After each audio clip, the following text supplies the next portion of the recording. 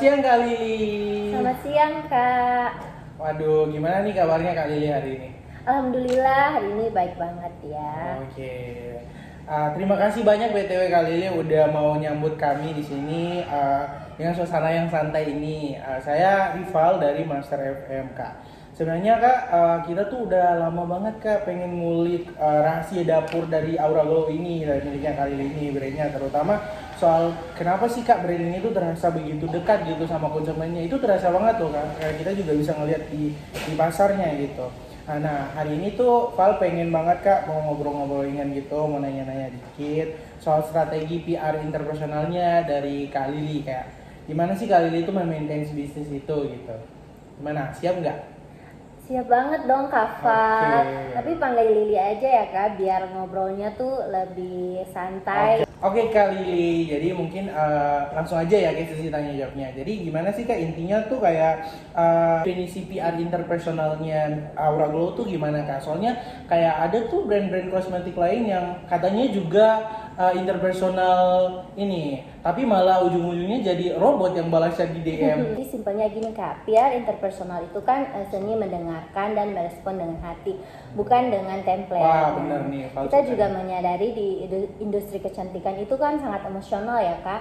Ada isu yang namanya insecurity dan juga ada yang ingin merasa lebih cantik dan lebih percaya diri. Bener. Jadi ketika pelanggan datang tuh kita nggak melihat mereka sebagai target penjualan aja Kak, tapi kita melihat mereka sebagai orang yang ingin mencari solusi, mencari validasi, bahkan mencari teman ngobrol. Waduh. Jadi iya, kita tuh fokusnya ke human connection dulu Kak. Waduh, benar-benar Kau suka nih. Jadi kayak apa namanya, bukan cuma soal press release ke media gitu ya Kak. Jadi Iya, malah kayak Kak Lili tuh harus ngebangun apa namanya koneksi gitu ya, kayak buat pelanggan tuh bisa merasa percaya, oh Aura Glow tuh peduli gitu. Iya betul Kak, press release itu kan penting buat informasi formal kan. Tapi PR interpersonal itu kan untuk event offline kecil.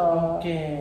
Jadi di luar ya? Iya, misalnya di balasan-balasan dari Instagram kita tuh pertanyaannya bukan tentang produk aja Kak, tapi gitu. mereka tuh juga sering ngeluarin isi hati jadi kayak mereka. curhat Iya, gitu jadi ya? mereka curhat bagaimana kenapa sih di wajah mereka tuh jerawatnya tuh nggak hilang-hilang. Gitu, masalah wajah, masalah Iya. kesehatan, masalah Jadi kulit ya? yang paling pertama kami kasih ke mereka itu adalah solusi. Di situ kami kasih semangat. Setelah itu baru kami kasih rekomendasi produk yang baik untuk mereka. Keren gitu banget Kak. nih. Jadi kayak Aura Glow ini tuh hadir ya, bukan cuma sebagai fasilitator yang menyediakan produk, tapi juga sebagai apa namanya bisa ngeredain gitu ya, apa Iya, feel sekali. dari atau curhatan dari para konsumen. Seperti gitu. yang Waduh. saya bilang tadi ke human connection-nya Oke, dulu. jadi ngebangun koneksi banget Iya, nih, di betul banget sih ini, sekali. di banget Val suka nih. Oke Kak Lili, mungkin langsung aja ya ke pertanyaan berikutnya. Kayaknya Val pengen nanya dulu nih Kak Lili tentang strategi gitu. Kayak ada nggak sih Kak selain contoh kegiatan PR yang lain yang kayak mencerminkan banget nih dari Aura Glow itu, yang kayak sesuatu yang nggak dilakukan oleh brand lain, ada nggak tuh? Ada dong Kak, jadi di Aura Glow itu kami punya program yang namanya Glow Up Circle. Waduh. Ini tuh bukan event atau workshop besar-besaran gitu Kak, ini tuh hanya sesi kecil aja. Jadi di dalam sesinya itu hanya ada 15 orang, maksimalnya 15 orang. Nah, jadi di sini tuh kami mengundang pelanggan untuk datang, duduk bareng dan ngobrol isu-isu yang spesifik Kak.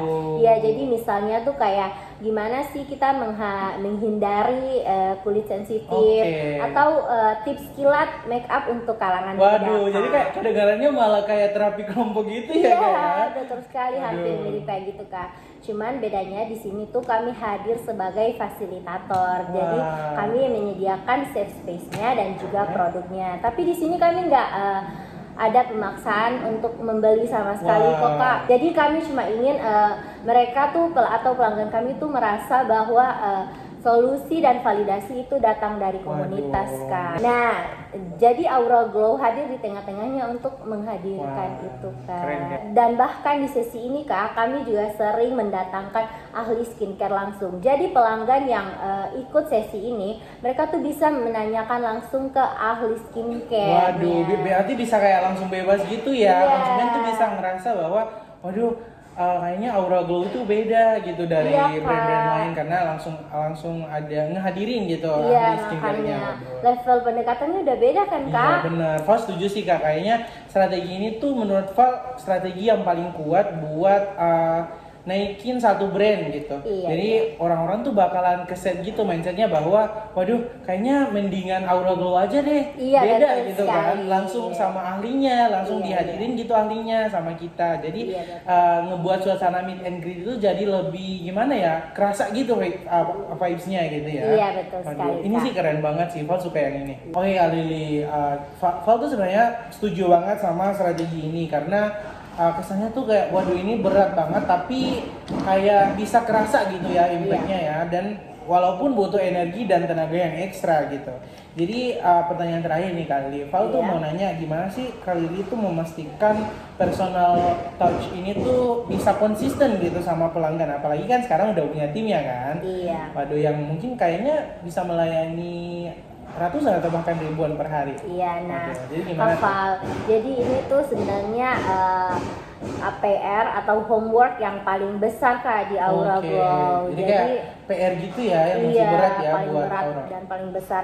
Nah, tapi sebenarnya tuh ada dua hal Kak. Jadi ada budaya sama tool. Budaya contohnya tuh setiap staff dari call center sampai sales di counter itu kita membangun mereka itu punya jiwa atau mindset tuh melayani bukan menjual. Waduh, Nah, jadi kami punya modul pelatihan yang aktif di listening dan di emotion sense. Oke. Jadi no judgment gitu Kak. Oke, Pokoknya kayak harus mendengarkan pelanggan sampai selesai. Oke, jadi kayak kesannya tuh bukan cuman dilatih buat bisa menjual ya, malah Iya, kayak betul. kalian tuh harus bisa melayani gitu, Iya, punya betul mindset sekali. yang bahwa kalian di sini tuh melayani customer gitu Iya, ya, bukan betul sekadar sekali. menjual produk, tapi juga punya jiwa untuk melayani. Ini keren banget. Iya. Kau suka banget yang ini. Yang keduanya gimana tuh? Iya, nah untuk toolnya itu kami tuh memang menggunakan teknologi Oke. seperti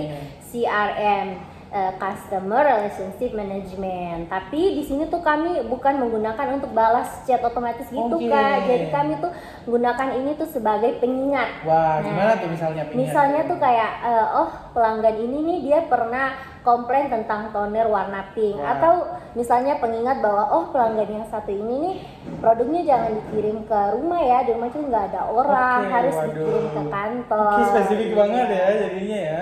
Jadi Oke. kayak Aura Glow tuh ingat ya sama kita, jadi Oh biar menjadi pengingat. oke, biar Iya. pelanggan tuh bisa ngerasain gitu Iya, ya. betul sekali, Waduh, Kak. Kak. Oh gini ya, Aura Glow tuh effort banget gitu, bahkan sampai kayak detail yang kecil banget tuh bisa ngingat gitu. Iya. Waduh, ini sih keren banget, setuju banget. Jadi kayak secara langsung tuh Kak Lili menyadari bahwa teknologi di sini bukan hadir sebagai ya udah bukan hasil Iya. sebagai balasan kayak robot otomatis Iya, gitu iya, buat balas iya, DM bukan. ya, tapi malah jadi kayak pengingat, Iya, nggak betul menggantikan sekali. peran kita sebagai Iya, apa namanya sebagai fasilitator yang membalas atau kayak menanggapi cacat atau curhatan dari para pelanggan ya, misalnya kayak di DM Instagram tadi. Iya Kak, betul Malah jadi sekali. kayak pengingat. Waduh, ini sih keren banget. Val suka banget kayak ini. Oke kali ini BTW obrolannya mencerahkan banget nih bagi Val. Jadi sekarang tuh Val udah tahu gitu kenapa sih Aura Glow itu bisa punya brand love yang kuat banget gitu sama pelanggan. Ternyata ya tadi kuncinya cuma kerja keras untuk menjadi teman yang baik gitu bagi konsumen. Terima kasih juga anyway Kak Lili atas waktu dan insight-nya yang super fresh ini. Val yakin para pendengar di rumah, para pendengar Master FM di rumah bakalan terinspirasi dari cerita Kak Lili ini, dan mereka tuh bisa melihat gitu ketulusan dari Aura Glow itu yang menghadapi pelanggannya gitu. Val harap juga Kak Lili sukses terus ya sama brandnya ya. Iya, sama-sama ya Kak Val, dan sudah mau hadir di Aura Glow dan Iya dong. ngobrol santai bareng. Jadi harapan kami dari Aura Glow itu sederhana aja Kak. Kami ingin pelanggan yang datang di Aura Glow atau bahkan mereka yang hanya berinteraksi Oke. dengan kami itu bisa merasa lebih baik, Waduh. lebih percaya diri dan lebih tersentuh lagi Waduh, Kak. keren Iya. banget. Benar ya. Terima kasih kembali ya Kak, Iya. sukses selalu ya untuk Master Iya, FM-nya. sama Kak Lili juga. Iya. Sukses selalu.